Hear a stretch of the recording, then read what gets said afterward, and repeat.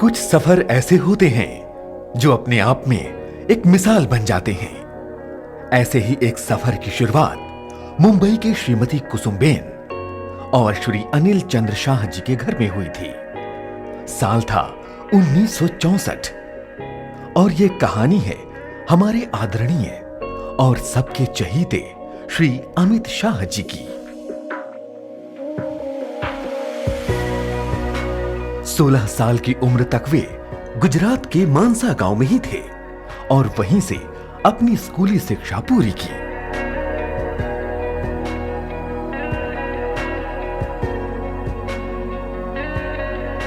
शुरू से ही वे देश के महान व्यक्तियों को जानने में और देश की प्रगति में योगदान देने को उत्सुक थे और यही सोच उन्हें मात्र 16 साल की उम्र में खींच लाई राष्ट्रीय स्वयंसेवक संघ की ओर।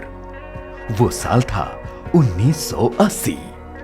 इसके सिर्फ 2 साल के अंदर ही अथक परिश्रम और कर्तव्य परायणता से एबीवीपी में अपनी पकड़ और मजबूत की और जल्द ही 1989 में श्री अमित जी बने बीजेपी अहमदाबाद शहर के सचिव। इस दौरान वे श्री राम जन्मभूमि आंदोलन और एकता यात्रा से जुड़े।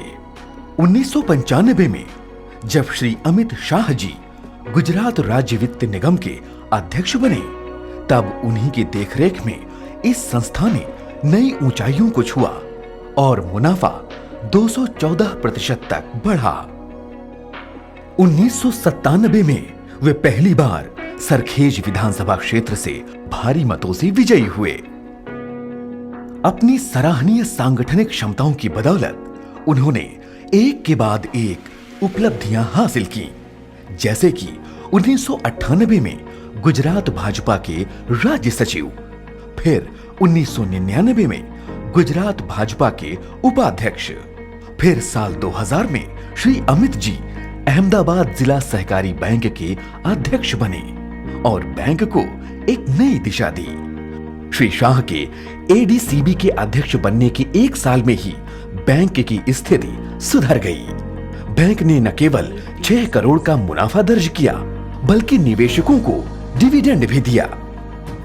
Mr. Amit Shah was elected as a chairman of Ahmedabad District Cooperative Bank at a very young age, and within a year of his election, he turned around the bank so well.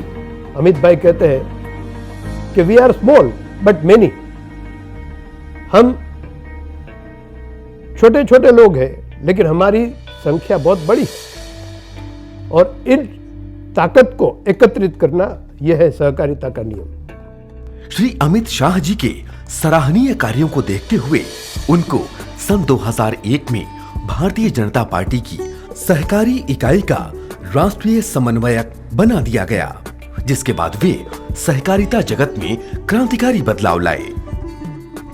Amit भाई शाह एक visionary कार्यकर्ता है, missionary कार्यकर्ता है। इनमें cooperative nature भी है, cooperative culture भी है, कोऑपरेटिव स्पिरिट भी है।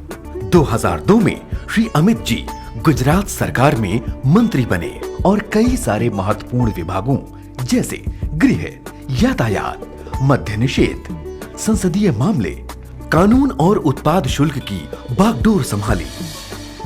अमित भाई की एक सोच ये भी थी कि किसान को अभी आत्मनिर्भर करना है, तो सबसे बड़ी बात ये होगी कि लोकल पैक्स जो है उनको मजबूत करनी पड़ेगी और उनमें पारदर्शिता भी ज़्यादा लानी पड़ेगी। और सिर्फ दूध और फाइनेंस का काम कोऑपरेटिव करे ऐसा नहीं, लेकिन इनके अलावा सीड्स में भी जाए, फ्रूट, वेजिटेबल्स इनमें भी जाए और इनका वैल्यू एडिशन हो। इनकी विजय का बल्ला चला 2009 में, जब वे Ahmedabad central board of cricket association के अध्यक्ष और गुजरात स्टेट क्रिकेट एसोसिएशन के उपाध्यक्ष बने। श्री अमित शाह जी के निरंतर बढ़ते कदम और पार्टी के नेतृत्व हेतु उन्होंने 2013 में बीजेपी के राष्ट्रीय महासचिव का पद संभाला। 2014 में जब श्री नरेंद्र मोदी जी प्रधानमंत्री बने, तब श्री अमित शाह गुजरात राज्य क्रिकेट संघ के अध्यक्ष पद पर नियुक्त हुए। और बीजेपी के राष्ट्रीय अध्यक्ष भी बने। ये बड़ा बदलाव था। पहली बार कोई व्यक्ति सिर्फ 49 साल की उम्र में इस पार्टी का अध्यक्ष बना। 2016 में वे सोमनाथ मंदिर न्यास के न्यासी भी बने, जिसके न्यासी आज भी श्री लाल कृष्ण आडवाणी और माननीय प्रधानमंत्री श्री नरेंद्र मोदी जी हैं। 2016 में ही श्री अमित शाह जी दोबारा भाजपा के राष्ट्रीय अध्यक्ष के रूप में निर्वाचित हुए और उनके सफल नेतृत्व के हम सब प्रत्यक्षदर्शी हैं। 2017 में वे राज्यसभा के सदस्य बने। फिर 2019 में भारी मतों से जीतकर लोकसभा की सदस्यता ग्रहण की और फिर मोदी सरकार के अधीन केंद्रीय गृह मंत्री बने। फिर आया 2021 का वो ऐतिहासिक दिन जब माननीय प्रधानमंत्री जी ने किया एक बड़ा फैसला और किया ऐलान सहकार से समृद्धि का। कोऑपरेटिव एक संस्कार है, एक कोऑपरेटिव एक सामूहिक चलने की मन प्रवृत्ति है। उनका सशक्तिकरण हो, इसके लिए हमने अलग मंत्रालय बनाकर इस दिशा में कदम उठाया है। माननीय प्रधानमंत्री जी ने उस नए सहकारिता मंत्रालय का प्रथम सहकारिता मंत्री बनाया श्री अमित शाह जी को। माननीय प्रधानमंत्री मोदी जी ने अलग मंत्रालय सहकारिता दिया माननीय अमित भाई शाह को। उनके बाद हमारी प्रथम भेंट हुई। उन्होंने पैक्स के माध्यम से देश की सर्वांगीण क्षेत्र में रोजगारी और आर्थिक मजबूती के लिए जो चर्चा की है, वो देश को अगले दिनों में एक आर्थिक समृद्ध सहकारिता के माध्यम से बनाएंगे, इतना हमारा पूरा विश्वास है। शाह जी को हमने बहुत नज़दीक से काम करते हुए देखा है।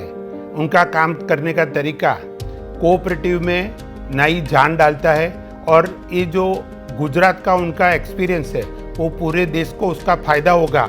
और ये सहकार से समृद्धि जी की जो बात है, मुझे विश्वास है कि उनके काम करने के तरीके से एक नया आत्मनिर्भर और स्वदेशी भारत का निर्माण होगा। उन्होंने देश की एकता और अखंडता के लिए पूरे विश्व में भारत का परचम लहराया।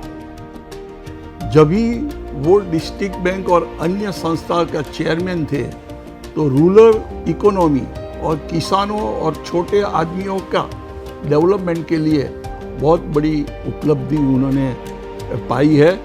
कुछ ऐसे ही हैं हमारे प्रिय श्री अमित शाह जी, जिन्होंने देश सेवा और देश की प्रगति का सिर्फ सपना ही नहीं देखा, उसे सच भी कर दिखाया।